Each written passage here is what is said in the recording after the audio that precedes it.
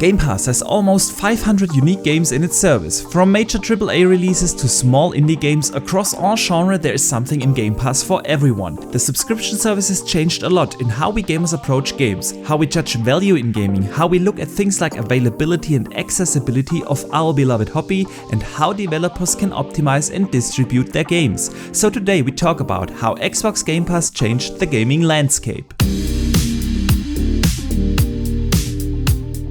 Hello gamers from around the world, this is Boxenberger, the video game enthusiast from Germany, with a video about the impact of Game Pass on our favorite hobby, video games. But before we discuss everything, you should treat yourself and set your player to full 4K 60 FPS to get the best audio-visual experience I can deliver to you. And while you're at it, please also consider to hit the like and subscribe button and maybe even turn on the notification bell. Okay, thank you guys for the outstanding support, you are awesome, and now let's talk about Game Pass. The subscription service was launched in 2017.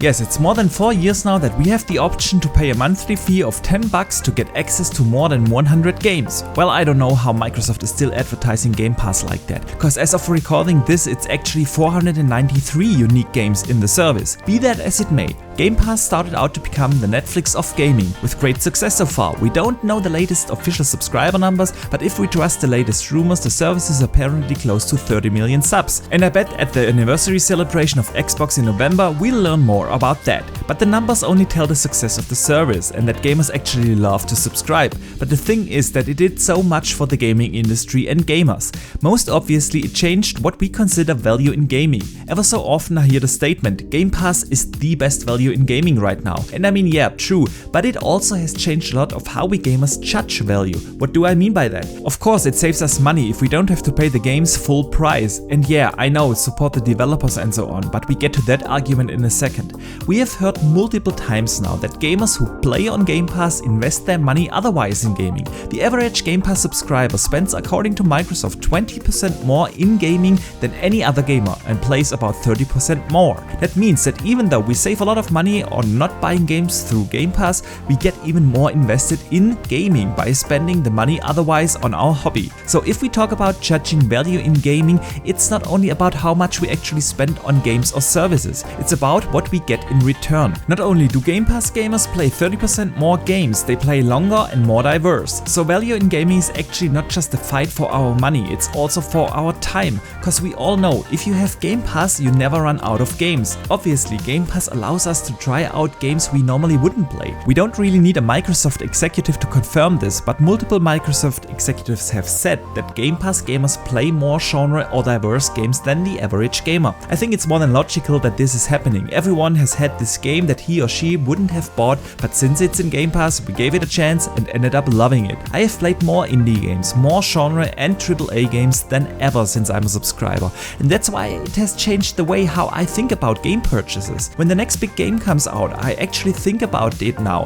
Is it worth $60 or $70 on the PlayStation? Even if I would enjoy the game, there's also another game in Game Pass that I could just play and also enjoy. So the fight for my time actually becomes the thing to consider. And does this go in line with the statement that Game Pass gamers spend more on gaming? Well, yes and no. I can only speak for myself, but I can't imagine I'm alone, so let me know how it is with you in the comments below. Since I have saved a lot of money through Game Pass, I am more considerate with which games I purchase. I judge a lot of games these days by the metric, does it value my time? So I still buy games, but with a different mindset than just this is the latest and greatest game everyone talks about. So yeah, Game Pass has changed definitely the way how I think about value in games and how I make my purchase decision. But there's more to what Game Pass has changed, and one major thing is the accessibility of gaming. Game Pass allows you to play your games on console, PC or xCloud. Yes, before Game Pass there were a few other games that had cross progression in between console and PC, but those were very rare. Game Pass was the introduction of an ecosystem. Xbox is not the console anymore, it is more than that. It is the possibility for gamers to play their games where they want, how they want, on almost all devices. You prefer console gaming? No problem. There are two options out there for you. The Series S, the base entry console, and the Series X as the premium console. You prefer PC gaming? Also no problem. Play your games natively on PC through Game Pass. You want a proper mobile gaming experience? No problem. Play your games on Android or iOS devices through xCloud, where the games are not computed locally anymore but in the data centers of Microsoft. You don't have a decent PC or you don't have the current gen console? also no problem. Thanks to the same technology, you can play via streaming on your Xbox One or your non-gaming PC. And the TV app of xCloud is also coming. It's all about options, and the best thing is everything is seamless. Your save files, your progression in-game, etc. carry over without any effort on your side. Wherever you boot up your game, you are always provided with your profile and save data. This changed really the way how I play games. It offers me flexibility. I can check out a game on my RTX 3080 on my PC and then casually switch over to my console. And while I'm on my lunch break at work, I play on my phone.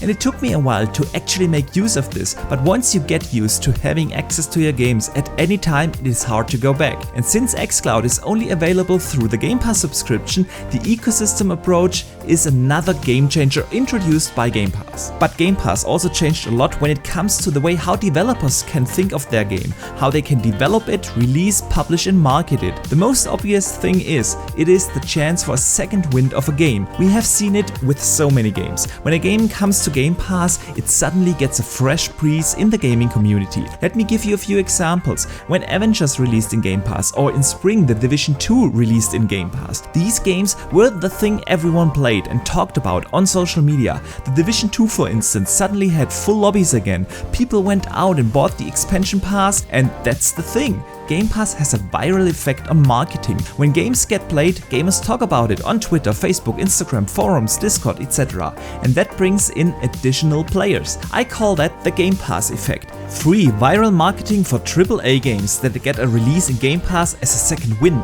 And for smaller indie games that launch day and date at their release date is the best advertisement they can get. For instance, a game like The Artful Escape, probably only a few people would have bought that game, but thanks to the viral effect, it was for a week or two the game everyone seemed to play. And we have seen this happening with so many other games over the last years, the Game Pass effect. Now this allows developers to also think about their release timing differently. Usually developers or publishers have to always consider, when they think about a release date, what other games come out at the same time or close to it. For example, this year we get Call of Duty, Battlefield and Halo Infinite, 3 first-person shooters launching within a few days. But with a Game Pass release, publishers are a bit more independent of other releases, cause like we discussed earlier, eventually the question comes down to where you invest your time in, and you see the Game Pass effect. With that I mean you see other players playing the respective game. It's obvious to which games you will lean. It's just a strategic advantage at more or less any point during the year to bring your game to Game Pass. So thinking about this, Game Pass is also a game changer for developers and publishers in the way how and when they release their games.